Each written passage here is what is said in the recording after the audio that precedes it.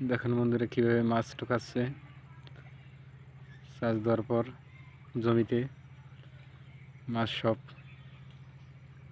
গাবাইতেছে, বাসার জন্য ছটফট করতেছে। এই দেখেন প্রচুর মাছ। ওই যে আমাদের এক ভাই টোকাতে আছে, সে প্রায় মনে হয় গাবলা ভর্তি করে ফেলেছে। তার ভান্ডারি দেখছেন একসে রাখতেছে টোকাই টোকাইয়ে।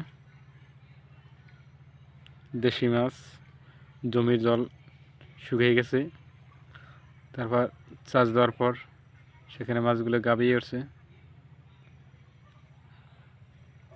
সে মাছগুলো সুন্দরভাবে টুকাইতেছে। ওই দেখুন অনেক দূর চলে গেছে। একের মাছ দেখবেন এখান দিয়েও আছে মাছ। ওই যে এই সুন্দর সেই পুঁটি মাছ, এই যে গাবাইতেছে। বাসার জন্য দেখেন কীভাবে ছটফট করতেছে সেইভাবে।